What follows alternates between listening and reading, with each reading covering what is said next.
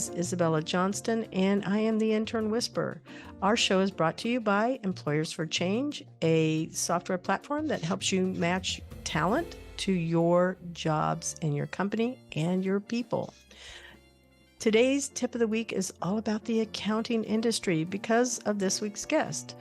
And you're going to be able to hang in there and enjoy it. But his name is Marc Adams, and he's going to tell you more about that industry. But let's look at something that's interesting about the top trends as we go into 2030. Outsourcing. We've seen it. It is just the writing on the wall, and it has been consistently reporting that the need for outsourced bookkeepers and accountants is continuing to rise.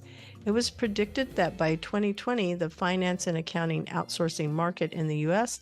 would be worth $17.1 billion.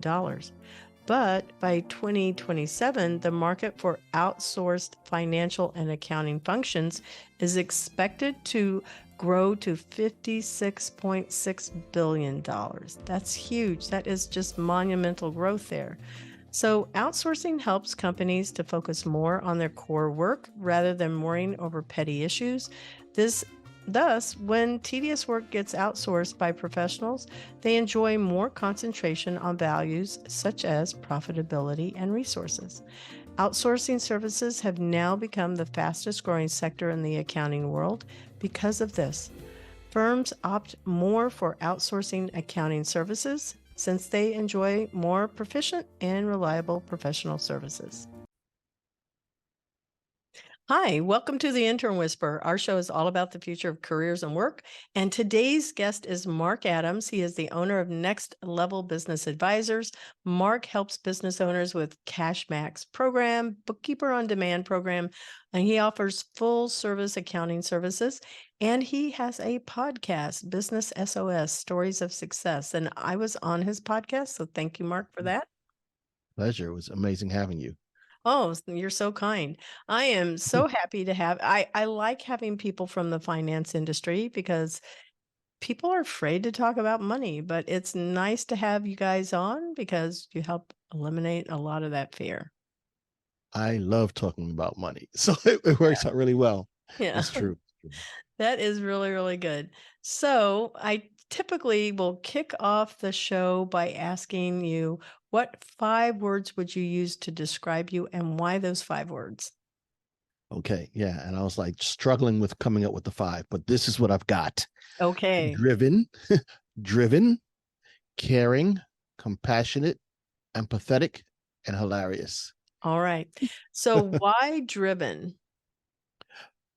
I think that I'm driven, and it's kind of interesting because maybe the drive has waned a little bit, but I had goals when I was much younger. So sad, right? And I drove myself to make those things happen by hook or by crook. I mean, and I'm talking about secularly, right? My goals, I had them in mind, and it took a lot of different steps to get there, and I drove all the way through. And I think it was important for me to do that in order to be where I'm at today. But it did take a lot of drive. So that's how I came up with driven. I like that one. I would say yes, because I know we've had some offline conversations about doing some stuff together. So I'm throwing that one out there. And you mentioned that you have a coach. And I went, okay, that is somebody that is serious about business when you have a coach. Yeah, I think, years ago, I used to think, I don't need no stinking coach. I can figure it out my own. But when I hit my ceiling and couldn't break through, I realized that if I'm going to keep moving forward, I need help. So it takes a little bit of humility to recognize your own shortcomings, your own weaknesses. And then if you have that humility, you make that decision, it can change your game. So I've had a few coaches in my business career, and that's actually what drove me to be what I am now, which is a coach to other business owners, because I understand the value that can be brought when you have somebody who's by your side, helping you along the way.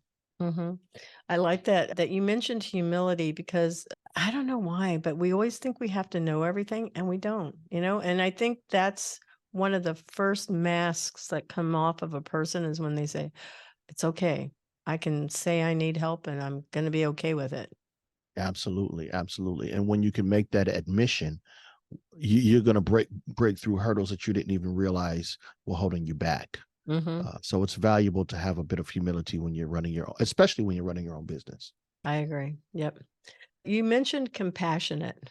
So why compassionate? Yeah, I'm kind of a real softy, and I feel for people when I and this is in every area, but when I'm seeing a person struggling, if it's business wise, I feel for them. I mean, I want to help. It's just the way that I'm wired. I think I get that from my mom.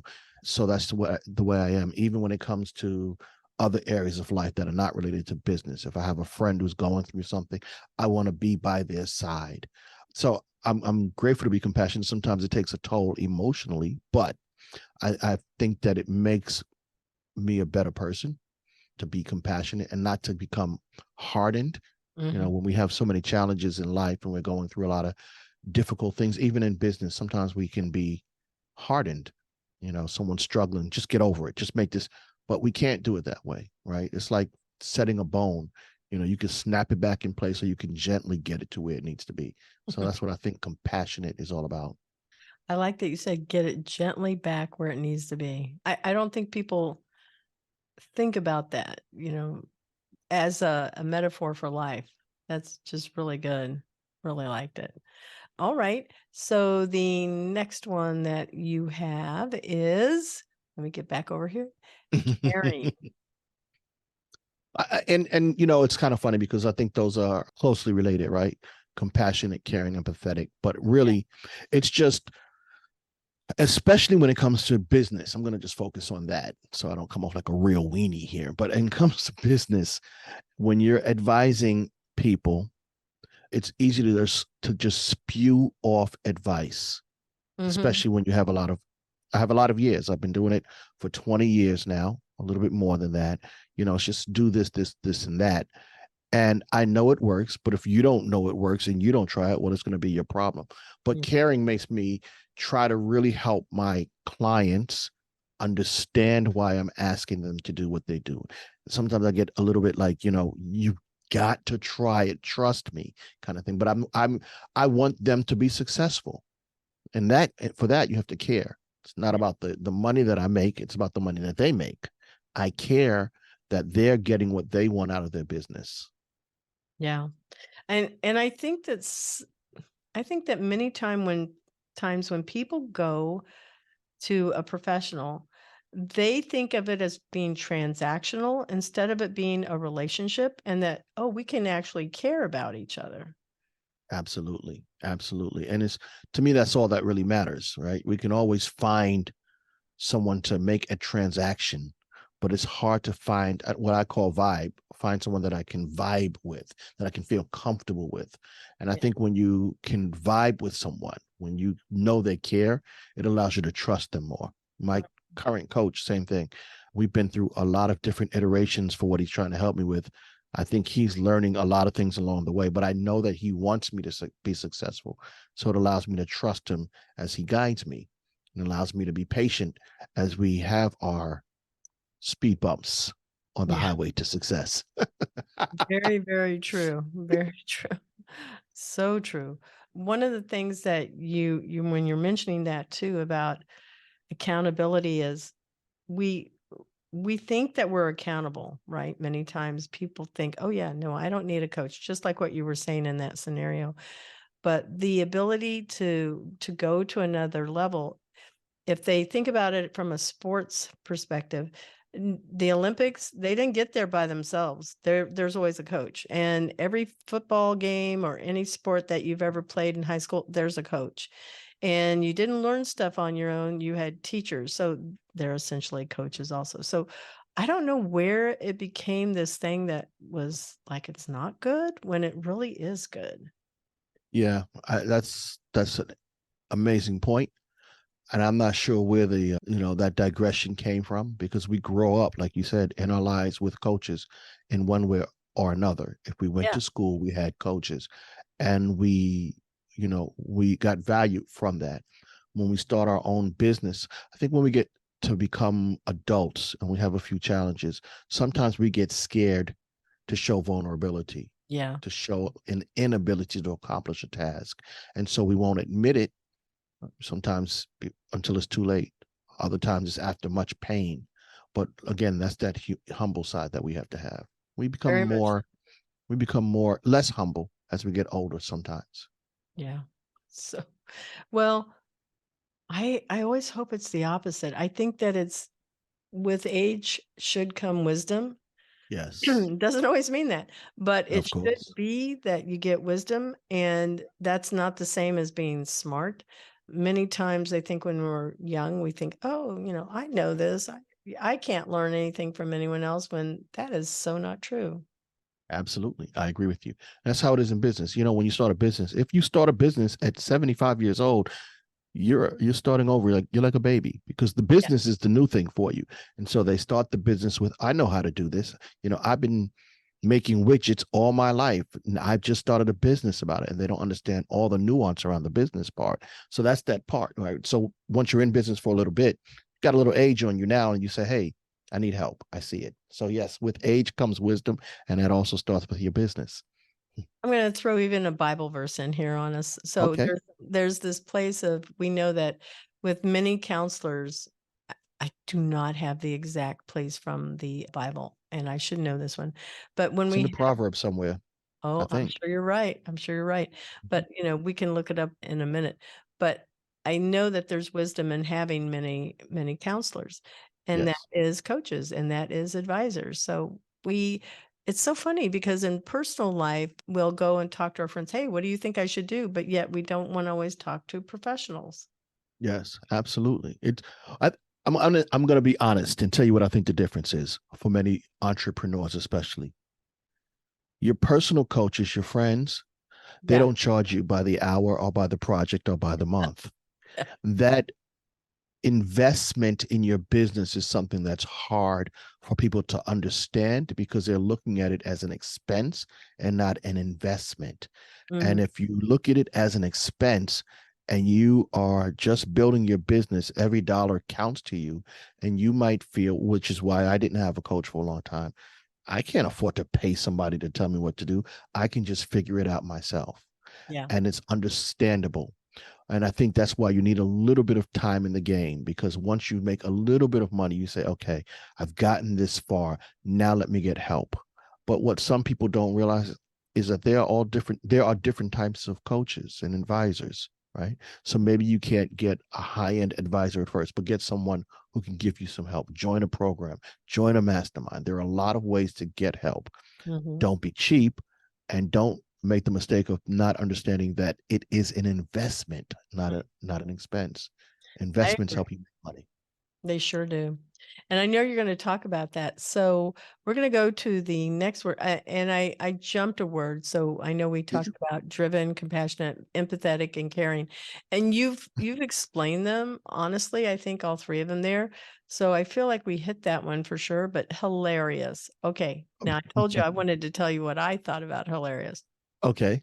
All right. So the reason why I think you're hilarious is because every picture, when I was looking, researching everything, I went, okay, I'm pretty sure he's a bit of an actor. He has a very playful side to him, with everything that you're doing. So I feel like you're either in theater, or you're in acting, but there's this side of you, like, you don't care. You're just out there having fun. I'm not an actor. I've done one class play. I I'm think you just are hilarious, though. And that's unusual for an accountant, right? I don't know. Maybe it is. Maybe it is. Well, I wasn't born an accountant. So Yeah. I am really, really funny. I mean, and most people, to say it, it sounds dumb, but that's what everyone keeps telling me. People I would laugh believe at it. me, and I think part of it is because I like to make people laugh, and I like to laugh. Mhm. And so I'll just say the craziest things, just hoping to get a laugh. And it's been that way since I've been a little kid. Just, there's always one class clown that happened to be me. And it's just followed all the way through. I had a little girl tell me recently, you have crazy eyes, because I'm always making these faces. And I'm like, you know, it makes people laugh. I do it. I like to laugh. I like to make people laugh. Yeah, that's a good thing. I think it's great. So, but yeah, and I think every time I've ever seen you, you're always smiling. So I think that's happy people that can make others laugh are usually, you see it in their outward expressions too. Yeah. And I think laughter is the best medicine. It is. That's not my expression, obviously. I didn't invent that one, but I think it's really true. When you're going through challenges, if you can just laugh a little, it really can just relieve a lot of the stress that's on the soul. Very much so. Very much so. So, how did you get started? I know that you talked about it a little bit before we got into the show, but how did you get started being in your interest in accounting? Chose that as a career path? Did you have other choices or other things that you were thinking about? What were you thinking you wanted to be when you grew up? It's interesting. When I was a little child and they said, "What do you want to be when you grow up?" I said, "A chemist." Wow. I had no idea what a chemist was. The word just sounded cool. So it was chemist for a long time. When I graduated high school, I did volunteer work for 4 years. And then I had to get a job, obviously. And I got into typing, believe it or not, word processing. I took it in high school, typing, and I took computer science. And by the time I was ready to get into the work world, I was so far behind in the computer industry. So I just became a typist because that's what I can do. And this was working on electric typewriters. Remember those IBM Selectrics? And I did that for a good year. And I just jumped from there to word processing. I learned Word Perfect. My girlfriend at the time let me sneak into her office one day and look at it. And then I would do temp jobs until I got some temp work. And I just kept doing that. I kept taking jobs as a temp. It was good enough to get me a full-time job as a word processor for a small market research firm. I went from there to a law firm, but I loved computers. That's what I took in high school. So by the time I got into a law firm, I had a great job at that point. It was like an application specialist. I started at the help desk. They saw my potential. They had me do all these different things. When I was at the law firm, I said, I want to become a computer programmer because I took it in high school. And that's when online courses first came out. So I took one right there at the law firm. And next thing you know, I'm a computer programmer. I had fell into a place where they were doing this for a business. It was called Plural. They started out micro modeling, shout out micro modeling, then long gone, but still. Mhm. And I interviewed, they gave me a job as a programmer for Microsoft Word. I programmed that application specifically. Wow. And did that. And honestly, programming is my passion. I love it.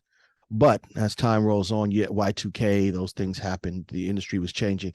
I realized that I wanted to leave programming and start my own business Mhm. and didn't know what to do.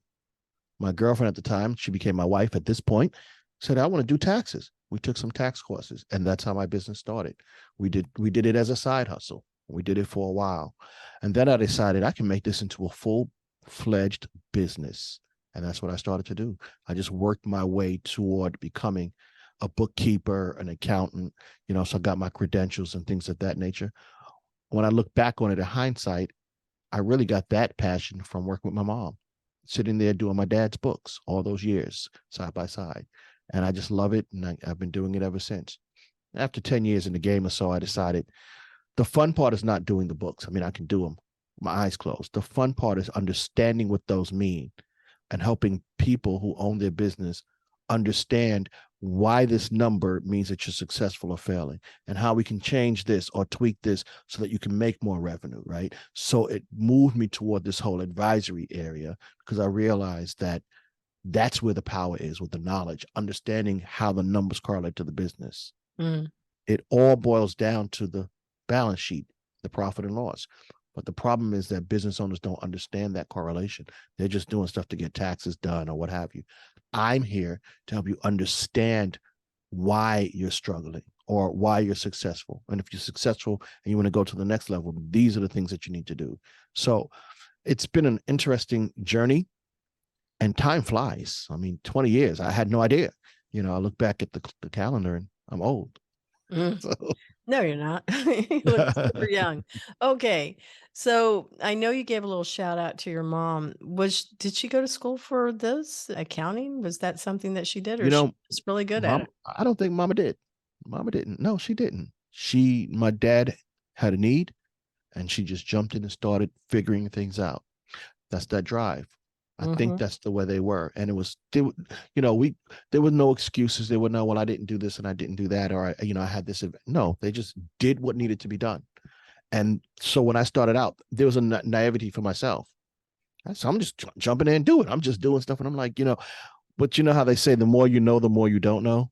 Oh yeah, so true. So, when I'm doing other people's work, I realize, man, I need to know more because I'm in a different capacity than working for myself. Like just working on daddy's books, right? If I Mhm. mess up daddy's books, well, maybe we won't eat tonight. But if I mess up a client's books, that can be catastrophic. So I had to continue to educate myself to get to a point where I could add value to them beyond just the basics. And that's really what I did. But yeah, my mom was the same way. She Mm. just learned, did, accomplished. So are you saying you're self-taught or that you went to school for this? So I am not self-taught. I took a number of different types of courses. I took a course for taxation that got me my fundamental education. And then I'm an enrolled agent licensed by the IRS. I took courses to get that competency. I took courses for bookkeeping. And then and you know how it goes when you get a license or credential, continuing education. So continuing education in the different areas of business advisory services. One of my coaches was a business advisor. Well, most of them are, right? But advising me on how to be an advisor, so those are the things. So it's continuing education. So important. So very, very important.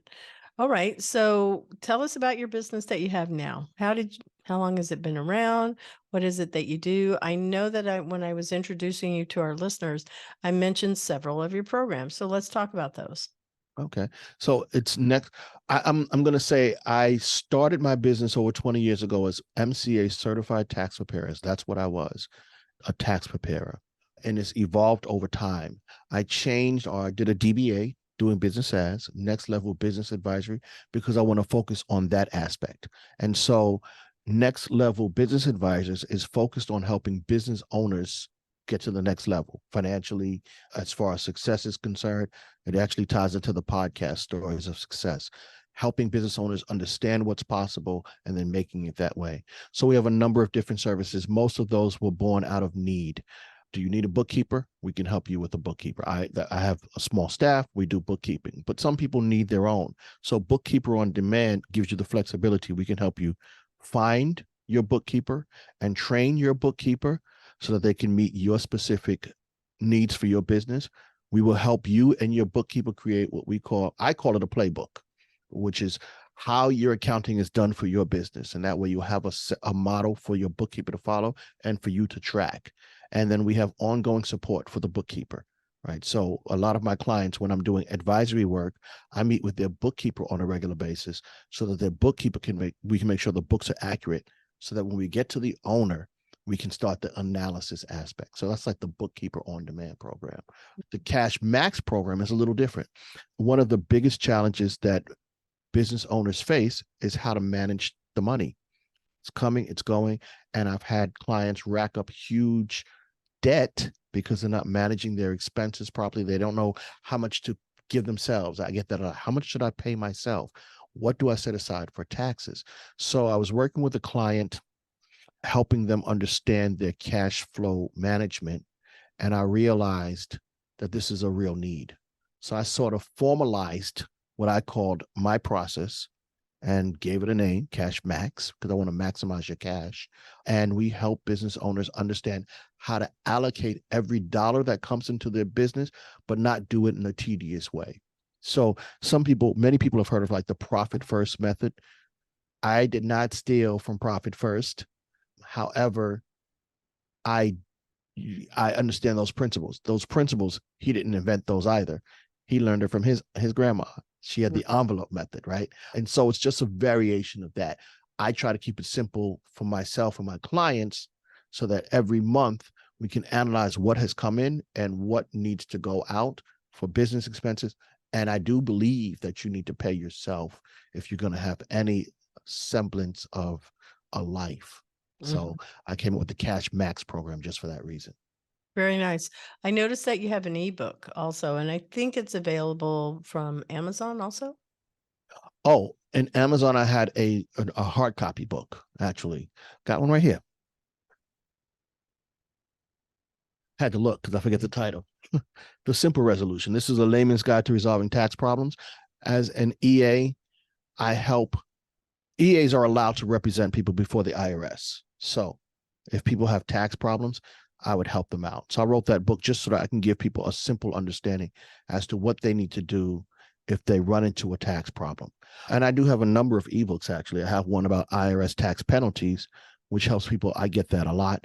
If I owe money, what's going to happen? How does that work? And other ebooks that I've written through the years to help business owners. The bulk of them focus on business success, what it means, how to achieve it. And those were available on my website and what have you. But, I probably need to make those. I need to maybe have a section on my website just Yeah, for you my should. material. Yeah, I need to write that down. There you go. Out of this conversation came another good idea for you, right? Yes, ma'am. Yes, Awesome. ma'am. So how long did it take you to write your book? Because I'm writing one also. I'm working on Okay. that. And I'm curious as to, what is the length? Typically I hear ebooks are about 100 pages or somewhere 80 to 100. Oh, ebooks, a pure ebook, I've never written one that long. They're typically short and pithy, and I'll tell you why.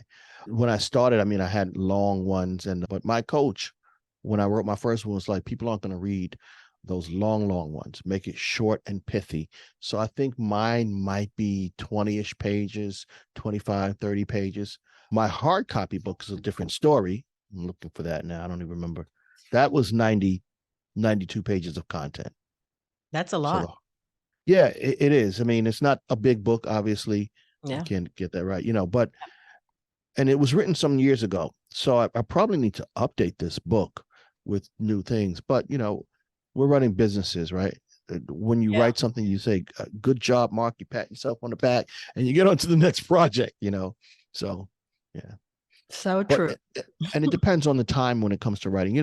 It's like anything else. If I'm in a groove, I can write half an ebook in 25 minutes, it feels like. But then the next page might take 3 days. It's like catching the flow. And if you lose the flow, you're in trouble. So yeah, you have to be able to stay in that place. I don't know. Now that you have Chat GPT, it's like years later, you could use that to help you like do some updating, I'm going to have to learn about AI. I know we're going to talk about it a little bit, but I'm going to have to learn about that. Yeah, for sure we will. Okay. Tell us about your podcast. Business Stories of Success by entrepreneurs for entrepreneurs. It's really, and you were a guest, and it was amazing, which is why I said I wanted to work with you in other areas as well. But I started it because I love talking with my friends, my clients about business and what's possible. I used to tell them all the time, when business is not easy, but when you get it right, there's nothing like it. I would tell them that all the time, right? And it doesn't mean that you have to be $1 million business. You can be, depending on where you live, a 50,000 business, but if it's right for you, it can be amazing. And then you can craft it. So as I'm explaining this, my older brother says, man, you should do a podcast. This was several years ago. You should do a podcast. You have so much knowledge. And I said, what's a podcast? He was like, are you kidding? He listened to all these podcasts. So I started doing the research. And then I said, I couldn't imagine someone just listening to me yammer every time I go on. I need to interview people. I'm much more interested in people and their ideas. So Business Stories of Success was about finding successful entrepreneurs like yourself, and then understanding what success means to you, because it's going to be different than what it means to me. And then we would discuss how you have achieved that success, some of the challenges along the way, because what I wanted people to understand is that success is possible. It's achievable. You just have to define it for yourself and then work toward it. And so I think Business Stories of Success, I call it my passion project. It's really to help business owners understand that you can be successful with your own business. And that's why I started it. And that's why I keep doing it even now. Yeah, I like that story. That's for sure. So, I'm still going back to, okay, did you self-publish or how did you publish? Did you get a publisher? I don't even know what to do. For my hard copy book? Yeah. Well, yeah, I don't know. The hard copy book, I worked with someone who did all the legwork, which was very grateful. I was very grateful. For the ebooks, I wrote the content out first, obviously using Microsoft Word. Then and I worked with multiple individuals, obviously. Then you send it to a designer, because unless you're an artist, it Yeah. will look really, really ugly. It's so funny. I wrote one, the IRS penalties one, and my background, like I said, was word processing, desktop publishing for big banks. So I said, oh, I'm gonna write it and I'm gonna design it. So I designed it, I put my pictures in it, and then I sent it to my designer. I said, hey, this is what I have in mind. He came back with something completely different. And it made me so embarrassed, the quality of the design, that I said I shall never do that again. And so you just, once you have your content, which is obviously the most important part, right? Because Hmm. that's what the value is. Send it to a designer, have them design it, PDF it, and then it depends on what you want to do with it. I typically wrote ebooks. I've written them and used ads sometime, like Facebook ads, to try to promote it. One of my ebooks that I wrote, which is maximizing the 5 keys to business success, Hmm. I use that as like my introduction to training business owners on what they need to do to be successful, mastering the 5 keys. So I've created like a whole program. In fact, like we mentioned, we want to work together. That's one of the training programs that I'm going to be offering soon, mastering the 5 keys to success. And it's based on that ebook. Mm, So I just wanted to encapsulate my thoughts and get it out. that's great. But yeah, write it, content, get a designer, and then determine how you want to promote. Yes, I get it. I get it. Well, thanks for those tips too. I appreciate it. My So pleasure. let me get over into some of these other questions and make sure I'm keeping track of our time here. Mhm. Hardest lesson that you learned that changed your life? It wasn't in business. I was just mentioning this to you, right? It's my first marriage. Mm-hmm. You say I do, you think it's forever. And I thought it was forever. Well, it wasn't. And it was devastating and it was challenging. What I learned from that was that nothing is guaranteed. Mm-hmm.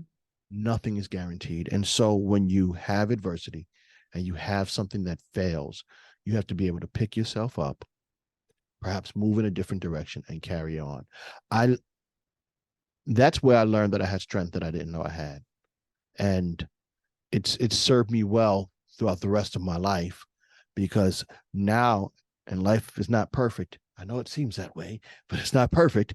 When I have failures or I have something go wrong, I'm able to say, hey, I've overcome probably my biggest challenge in life, pick myself up and keep moving forward. Yeah. I'm going through some challenges now, but I don't let it destroy me. I try not to let it take my joy, my laughter. I Mm-hmm. try to pick myself up and keep moving forward. Mm-hmm. Mm-hmm. That's good. That's good. Good advice for sure. And there's a difference, just so our listeners understand, between joy and happiness. And joy is something that, it's in you and you don't, like you were saying, don't let those distractions or the monkey chatter is what I call it, take you Mm, off base, if you will, or off the path, because it can. It's a conscious decision to stay in that place of everything's going to be okay. I know who's in absolutely. control. Everything is okay. Absolutely. I agree with you. And joy is not contingent on external situations or circumstances necessarily. Joy is found within, right? Hmm. And it's often based on viewpoint or what we, our own perception. So you threw a Bible verse at me. I'm gonna throw not a Bible verse, but Eve in the Garden of Eden, right? She's surrounded by nothing but perfection and beauty, but she wasn't content. She didn't have any joy, Yeah. right? So you can have the best around you and not be joyful, or you can be sitting in a devastating situation and still have joy. You have to find it, though. You have to commit to it. I'm trying to commit to it every day. Yeah, it is a decision. We have to choose that for sure. So, who in your life has had the biggest impact? Oh, I'd already talked about my mama and my papa. Yep. Yeah. My dad, when I was very young, worked for the union in refrigeration, and they let him go. The next day, he was on his own with his own business, and he had I guess he saw it coming, so he had started prepare the way, and he never stopped. And he had his own business from that day until the day that he retired. And he took care of my entire family just on that salary. And it was 3 boys plus my uncle, my mom. Wow. And we did everything. We did family vacations. We did everything based on his work alone. And I remember what impressed me about him when he was an entrepreneur was some days he'd be home at 10 o'clock in the morning, 11 o'clock in the morning. Some days he'd be leaving the house at 7 in the morning. I was like, you just create your own world. And that's what he did. And so it really impressed me. And my mom, she rounded me out. My mom's incredibly intelligent. She was involved in everything as far as the way we carry ourselves, the way we speak. She didn't let us get away with slang until we got older, Yeah. but she was the glue that held us all together. And my dad had his own business. My mom did the books, and I sat by her side. She even bought me my first 10-key calculator, and we would run our numbers together. That's how I learned reconciliation. So they have impacted my life in every way possible. Very good. Very good. So what do you want to be remembered for in life? We chatted about it. So I want to be known as being loyal. Mm-hmm. When I have a friend or even a client, when I say I'm going to do something, I'm going to do it. When they need me, I want to be there. I want them to know that I'm by their side. That's how I feel. And I'm a fairly transparent guy. Mm-hmm. So if I tell you that I'm going to do it, then I believe it personally, and I'm going to make it happen. I want to be loyal. I'll also tell you I'm not doing that. That's not going to happen. But that's part of being loyal. You know where you stand with me, and I want to know where I stand with you. So I believe in loyalty, and that's what I want to be known for. Oh, that's good stuff. This is the point where we're going to take a break and acknowledge our sponsor, Transcend Network, and we'll be right back. Transcend Network helps early-stage startup founders find product market fit through weekly experiments, receive fundraising support, and build a global founder investor network for EdTech and the future of work technologies. The Intern Whisperer is affiliated with Employers for Change, and we thank Transcend Network for being a sponsor of our show. And we're back to the second half of our show where we talk about the future of jobs and also what industries might look like in 2030. Now, it's not that far away. It's 7 pretty years. close. Yep. And we're halfway through this year almost. Halfway. Yeah, almost. So that's hard right. to believe. So what do you think 2030 is going to look like? Just from, your dreams, your visions, whatever it is that you have, influence from movies? It's interesting when I think about 2030 because technology makes things change exponentially. And so it's hard to fathom what 2030 will look like, especially after we went through the COVID period. What I believe is that there's going to be a lot more automation. And so there's going to be a lot less of those basic jobs that we've come to know. So I think that people are going to have to become more nuanced, more educated in order to keep working, to make the money that we want to make. 2030 is going to be very interesting because technology will change a lot. I just believe it. Like we've talked about AI, and I said I am an AI neophyte. I am, but I can already see how it's impacting things. For us to be viable, we have to learn new skills, and those new skills might not even be on the market yet.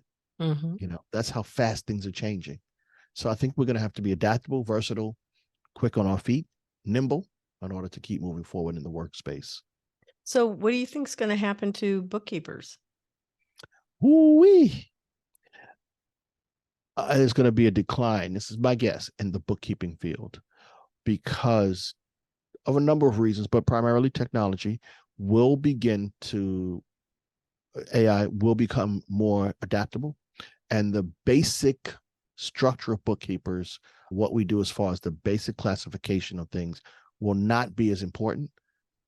So as a result, when things become commoditized, obviously dollars for that skill decreases as well. And if people want to make ends meet, it's going to be hard to be a bookkeeper.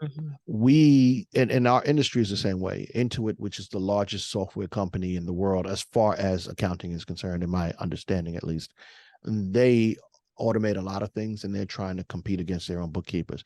They push the mindset that you want to become an advisor. Like we said earlier, just seeing the numbers means nothing. Understanding the numbers and how they relate to business, that's a different skill set. I don't know if AI will get there. It can help, but you still have to intrinsically understand numbers. And I'll tell you this, there are so many bookkeepers out here, and I've worked with bunches of them. I train them, I teach them, I advise, who don't understand accounting. because AI makes it such that you don't really have to understand accounting. So I think there'll be a drawdown from those individuals, and only, don't they say cream rises to the top? So you're going to have to become a little bit specialized in that area. Bookkeepers will dissipate, and advisors, real advisors, will have to grow. And I think the one big difference is, you can take a course to be an advisor, but that doesn't mean that you know what you're doing. Mhm. Experience makes all the difference, right? Experience trumps all.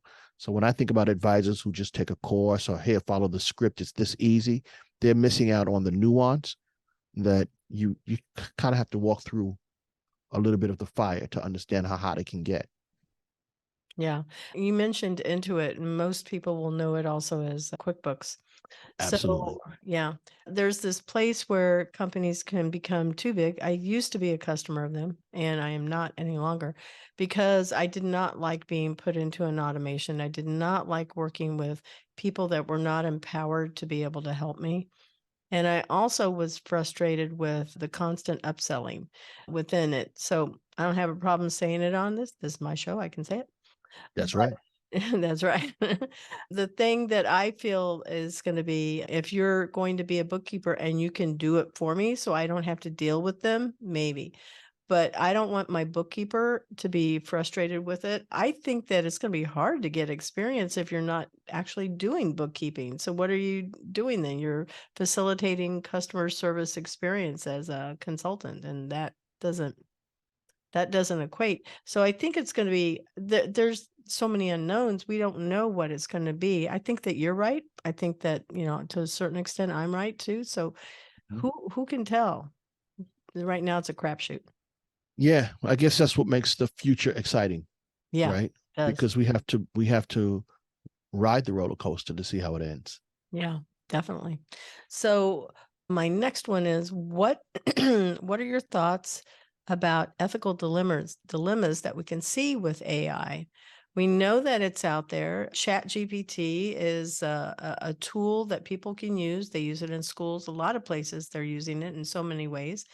And some people will think it's kind of like the internet. Well, I just Google it and it must be true because it's on the internet. And that's not Mm, the case. And I feel like there will be some people that think, oh, it's Chat GPT. It must be true. It's just aggregating, information that's on the internet, essentially. So that means that there can be untrue things in there. I feel like the jobs that will come up would be researchers that go and review mm, anything that's created and makes sense. make sure that they're being cited properly, or if there were no cites, making sure citations are there. And then also taking it even just as a launch tool to create a draft and then personalizing it so it doesn't sound so robotic, maybe. Right. Understood. Understood. Yeah, and I was thinking that there might be a credibility gap. If Mhm. people get good at this AI stuff, their true self is not coming through. They're figuring out how to have the computer do it. But again, nuance is walking through something yourself. It's hard to talk to a certain topic if you haven't been involved in it, if you haven't done it. And the computer can learn it all, but that's not you. And Yeah. so when the rubber meets the road, and I'm thinking even like in the accounting and the advisory work, for instance, and the client is saying, I'm struggling here. If you've relied on Chat GPT to do all of your work for you, you won't know how to provide an answer. You better hope Chat GPT can catch up, or else you're going to be in trouble, Yeah. right? And I just think that life is about experience. That's how we get better. Mhm. AI is AI. I don't know if that's going to necessarily be the definitive thing that we need in order to improve as individuals or business owners specifically. Mhm. Yeah, I would agree with you on that one too. So preferences, what do you think it's going to be? Remote work, blended on site? I feel like people are going to be going back to the office. It will be flexible schedules. It will be, to a certain extent, a hybrid. Some will have to be there, medical staff, things like that. But for the most part, I think it's going to be a hybrid. I don't know. What are your thoughts? I believe that for the employees, they all want most of them want hybrid or work from Mhm. home. For the employers, they want you in the office Mhm. for the most part. Some will say, "Oh no, I'm a free whatever." I believe what I believe, and I'll be honest. Now that I'm not employee anymore, Yeah. when I was an employee and I worked from home, I got some work done in between cutting the grass, remodeling my basement, right? I mean, I was not focused on the task at hand for the full 8 hours. I didn't, especially depending on the type of work, I didn't have to be. So I ended up doing a lot more for myself than I did for the company. And it was just the way it broke down. I didn't work from home a lot. That only happened, quite honestly, after 9/11. We had, I worked downtown Manhattan at the time, so they had to have us at home. We didn't really have a lot of projects, so I dinked around, but I understood how that can be. And when I started my own business, I used to work out of my home, and I was focused. I did pretty good, you know. But when I got my own office, and this has been several years, it was a little bit different. When I'm here in my office, I'm focused on work. That's all I focus on. And when I get home, I don't think about this. So there's just being in a different environment changes your mindset, in my opinion. So it changes your mindset as to how you're viewing your task. So I think that even though people love working from home, it's not like they're as driven and focused as they could be. The nature of the beast. Yeah, I would agree with you too. Yeah, so much. So hard. It's amazing that so much time has been slipping by here, but I'm going to go into one other little question here. Okay. What is the best mentoring advice that you would like to pass on to our listeners? Wow, that's a good question. And firstly, sorry, I know I talk a lot. So No, it I'm was making so time fly. interesting. You were talking about, things that are important. Appreciate it. The best mentoring advice that I can give a business owner, they say, many business owners say, just trust yourself. And I agree. But what I say is be realistic. Be realistic, right? Lay out your goals, lay out your dream, lay out your vision. But if you see that it's deviating from your path, be realistic, understand that it is, and make the appropriate adjustments. So it requires a level of flexibility that you might not otherwise think you need. And I'm going to use this one word. So in my podcast, Business Stories of Success, I ask a question: what's the single most important quality you need to be successful? And I've gotten tons of answers from, I think I'm on like episode 60 or 70. So I've got 70 different answers. But the one that sticks out to me, I don't think anybody gave it, maybe one or two: discipline. If you're not disciplined, you will fail.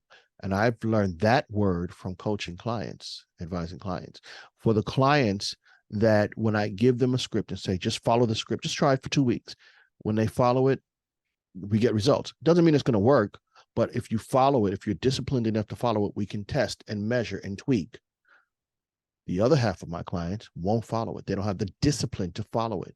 And so when it's time to revisit the task or whatever we tried, the plan that we came up with, we can never move forward, because if they weren't disciplined enough to follow it. It doesn't mean that everything is going to work, but if you're disciplined and whatever you set out, you follow it, then you can test, tweak, adjust. Discipline, I think, is critical. And I would tell people, be disciplined if you're going to be your own business owner. Yeah, because there is nobody else that's going to come over and say, hey, where's that report? I need it. Or Absolutely. No, lunchtime is at 1. That is your shift, right? That's right. That's right. I mean, I've been doing this over 20 years, and there are times when I'm not disciplined and I see what happens. This training program that I'm starting, and it should start very soon. I thought about this at the end of last year. Well, now we're in the middle of this year and it hasn't started. You know why? Because I wasn't disciplined on following through on my training program. 6 months passes by. Discipline is critical to being successful in business. That's my one word that I use now. Yep. And, a lot of people will put a word and they make it like really big. It's the size of a big TV or something over their door. And they use that as a motivation, or it's a screensaver on their phone. So that is a really good reminder of so many things that come out of discipline. It can be weight loss. It can be a better reader. It can be, Yes. growing your business. And it goes with what you said at the very beginning, that everybody needs a coach. So to be disciplined, sometimes you really need a coach. Someone to hold you accountable. Yeah. Right? Yeah. And you know, there are different coaches for different things, but I feel that a good coach is going to have the courage to say, hey, but we said do this Mm-hmm. and you didn't do it. I mean, if you don't want to do it, it's your business, but tell me why you didn't do it. Maybe we can adjust, but you have to have that kind of a courage. That's AI doesn't give you. That's the nuance that we need to understand the human psyche, I think. Yeah, I agree. I agree. This has been a great show. I've thoroughly enjoyed everything that you've been sharing with our listeners about how to be hilarious. I'll throw that one out. But all of this stuff that we were talking about, that's way more serious. And sometimes people go, oh, please, that doesn't sound very interesting, but yet it is. Discipline is the thing that can make you laugh. It can be just making things happen in your life that's good for us. So we should see it that way. Absolutely. I agree. So how can people get in touch with you? Well, I have a number of different ways. I'm going to give you 3. Okay. My business line, 201-731-3358. 201-731-3358. That's how you can reach me via phone. My email address is marc_adams@nlbusinessadvisors.com. So I spell my name with a C, ladies and gentlemen, MARC_Adams@nlbusinessadvisors.com. Or if you hit me up on my website, nlbusinessadvisors.com, there's a contact page. Nice. Well, I appreciate all of that great information. I hope that you get hit up with a lot of great, potential clients. And I want to thank you so much for being on the show. Thank you for having me. We've talked not just in my podcast and now in yours, but just on different levels, on different things. It's always a pleasure talking with you. Love it. Oh, thanks. Oh, real quick. What's going on with the fish tank in the back? Oh, great story. So I'm in a huge office building. And one day I went to the restroom and there was a sign. A guy said, getting rid of my fish tank if you would like to have it. And I ran up to his office and he was like, I had it. My kids used to come and check out the fish. They're growing. They don't come anymore. I don't want to be bothered. I've had that tank for years ever since. Took it down on a dolly, set it up here. And it's a great way to relax. Mm-hmm. So Water. I just stop and stare. Yeah, it's beautiful. Yeah. Well, thanks again. And I look forward to talking with you again real soon. Absolutely. Thanks so much. We want to thank our sponsor, Cat5 Studios, and thank you to our production team, producer and editor Leona Blair, and music by Sophie Lloyd. Visit Employers for Change at www.e4c.tech to learn how you can create real diversity and inclusion culture while scaling your people for the future of work. Thank you for supporting the Intern Whisperer by subscribing to us on Podbean, our Employers for Change YouTube channel, or stream from your favorite podcast channel.